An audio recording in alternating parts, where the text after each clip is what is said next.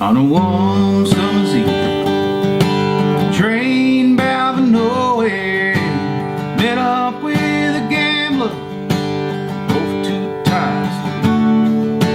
Took and stared, window at the darkness, bottom overtook us, began to speak. You got to know when.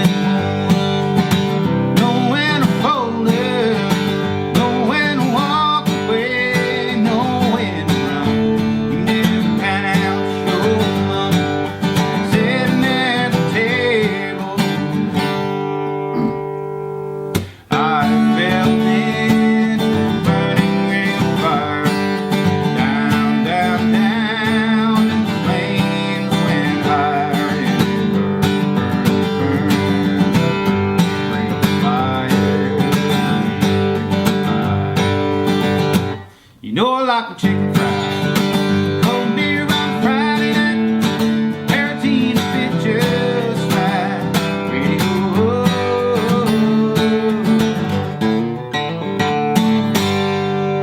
Hey, it's gone. Ben Gunn here. Just wanted to show you guys the top 3 cowboy chords. They're great for beginners because the shapes are reasonably easy to get your fingers around once you know where to go. All right. We've got the G, the cowboy G, the cowboy C, and the D chord. There's lots and lots of songs that are just these 3 chords, and that's what I love about country music as well. Nice and easy. We can just focus on having a good time. So, let's have a look at the G chord first.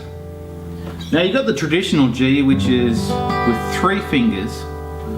3rd finger on the 3rd fret of the 1st string, the high G. Then we've got to stretch that 2nd finger onto the 6th string, onto the same fret, so they're both the same note. They're 2 G's here. And then we're putting our the 3rd finger onto the 2nd fret of the 5th string. That's the G chord. That's the traditional G chord. What we're going to do with this, with what we call the cowboy chords, is we're going to raise your 3rd finger up onto the 2nd string and add in your pinky to play that higher G. So now we've got our 3rd finger on the 3rd fret of the 2nd string and our 4th finger, the pinky, on the high G, the 3rd fret of the 1st string. Then we're adding those 2 fingers again.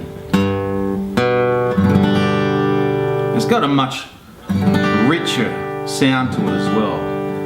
I like to call this one Big G. We've got a normal G and Big G. Alright, so once you've got your fingers around that one a bit, a great way to practice it is just to take your hand off, put it back down. The more times you do that, the better it's going to sound, and the faster you get in getting into that, more likely you are to remember where to put your fingers as well. Alright, so got this one. The 2nd chord is the cowboy C. Now it's very, very similar to our first, the big G. All we're doing is moving the 1st and the 2nd finger down 1 string each. Creates that effect there. A lot of people, the technical name for it is a C add 9 chord. So if you see that around on the internet or sheet music, it's not called CAD 9. A lot of people like to call it CAD 9. You can call it that if you want, I don't care. But C with an added 9 note in there, which is the D. Alright, so now we've got 2 chords. This is great. This is a really great place to start. It's the great thing about changing between chords. What we want to try to find is some common area, and our common area for these 2 chords is your 3rd and your 4th finger here down bottom. So if we can try to lock those in. I know that they're not the strongest fingers or our dominant fingers. Just put those down, keep those there, and all we have to do to change between these chords is move the first and the second finger. And they're pretty, you know, they're used to moving on their own, so there's not too much in it. Alright, the third chord is the D chord. Now the D chord, I like to think of the D chord as like a triangle shape. So what we're doing here, as I mentioned before, we've found some anchor points between the C and the G. Now our anchor point to get into the D chord is our third finger. So if you can, try to leave it locked in, and then we're going to move our second finger all the way down the bottom to the second fret of the first string, and the first finger onto the second fret of the third string. And it creates like a triangle shape.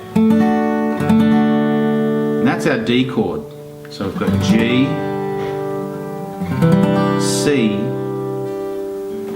and D.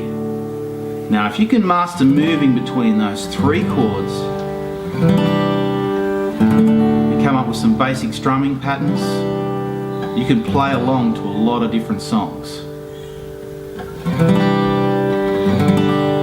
Alright, I hope that helped, and I'm Ben Gunaway again, and I'll see you in the next lesson. Alright, see yous.